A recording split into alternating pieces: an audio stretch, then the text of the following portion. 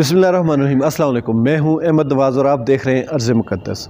पिछले 2-3 हफ़्तों से जो कुछ पीटीआई के ख़िलाफ़ हो रहा है उसको देखते हुए एक चीज़ तो साबित हो गई कि पीटीआई अब बर्गर जमात नहीं रही। तो क्या आया पीटीआई पहले बर्गर जमात थी? मैं समझता हूँ कि नहीं थी।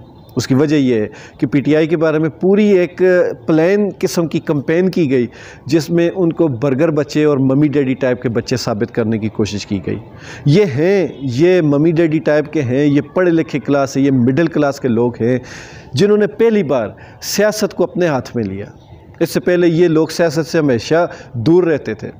फेसबुक के शुरू के दिनों की बात है, किसी की प्रोफाइल में चेक करें, जो भी पढ़ा लिखा या मुलाज़म पेशा बंदा होगा वो अपनी प्रोफाइल में हमेशा एक चीज़ लिखता होता था, एक फ़िक्रा लिखता था कि आई हेट पॉलिटिक्स। तो जो लोग पॉलिटिक्स से नफ़रत करते थे वो यही मिडिल क्लास थी। अब वही मिडिल क्लास अब सियासत में पूरा अपना हिस्सा डाल चुकी है। इसी मिडिल क्लास लोगों को आप लोग बर्गर बच्चे और मम्मी डैडी टाइप के बच्चे साबित करने की कोशिश कर रहे हैं और ये इंतहाई गलत बात है।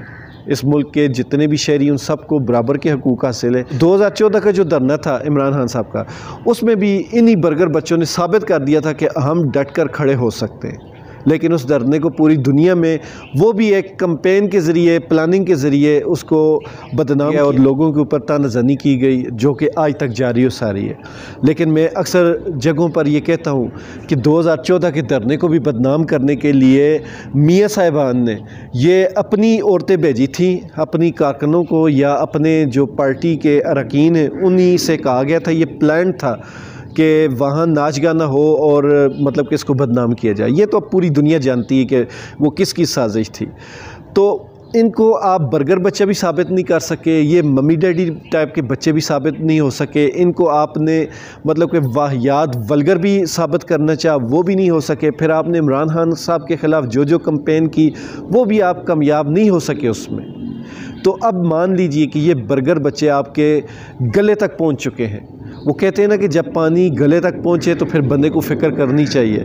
तो ये बर्गर बच्चे अब आपके गले तक पहुंच चुके हैं। इनको आपने इग्नोर किया, इनको आपने अवॉइड किया, लेकिन अब ये एक अटल हकीकत बन चुके हैं जिसको पूरी दुनिया जानती है। ये वही बर्गर बच्चे हैं जिनको आपने मम्मी डैडी सिर्फ इस वजह से साबित करना चाहा और नून लीग के जो कारकुन हैं और बाकी जमातों के जो कारकुन हैं उनको आपने ये बावर कराना चाहा कि ये बच्चे लड़ नहीं सकते, इसलिए आप इनके ऊपर जितना मर्ज़ी अटैक करो, ये आगे से आपको रिप्लाई नहीं देंगे। लेकिन अब साबित हो चुका कि ये बर्गर बच्चे तो अब भी मतलब कि लोकल लोगों में आपस में अभी भी लड़ाई झगड़ा नहीं किया इन्होंने, लेकिन जो इनको लड़ाने वाले लोग थे उनके गले को आ गए हैं। मैं इससे पहले वीडियोज़ में मुख्तलिफ कोई 6-7 महीने 8 महीने पहले मैंने वीडियोज़ बनाई थी।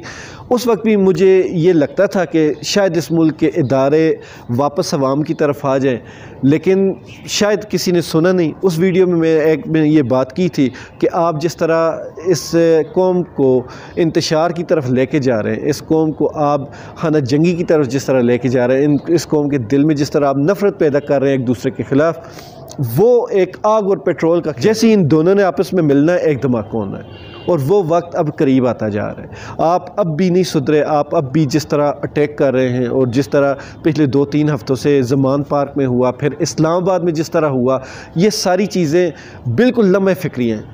इसमें अब तो गुंजाइश रही ही नहीं कि आप इसमें मतलब कि किसी तरह की कोई हीलो हुज्जत पेश कर सकें।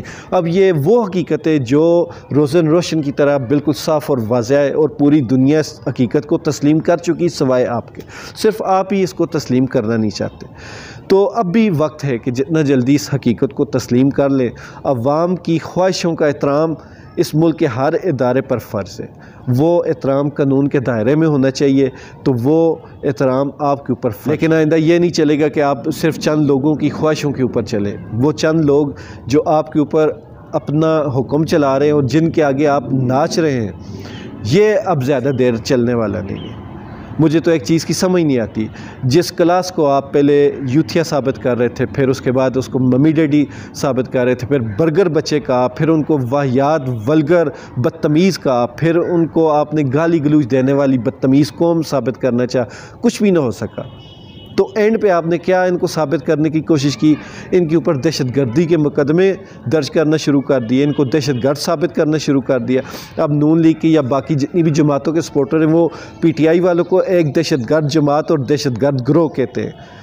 तो फिर दुर फिटे मुँह हो कि जिन लोगों को आपने जो इससे पहले पिछले 8-10 साल से 12 साल से जो इनकी कैंपेन की थी वो सारी की सारी सिर्फ एक फ़िक्रे में आपने ख़ुद ही मलिया मेट कर दी कि ये दहशतगर्द है। इससे पहले आपने जो भी इनके ख़िलाफ़ जो नारे लगाए थे, जो इनको बदनाम करने के लिए जो कैंपेन आपने शुरू की थी, उस सब पे सिर्फ एक नारा दहशतगर्दी का बारी आ जाता है। क्योंकि जो दहशतगर्द हो सकता है वो फिर बाकी जितनी भी आपने कैंपेन चलाई थी वो जाए आगे पीछे की बातों की इस हकीकत को मान लीजिए कि ये बर्गर बच्चे अब जवान हो चुके हैं और ये ताकतवर बन चुके हैं और इतने ताकतवर हैं कि अब ये अपनी बात मनवाने की पोजीशन में आ चुके हैं। खुश रहे, ईमान वाली ज़िंदगी पाएं। अल्लाह ताला हम सब का हामी नासिर।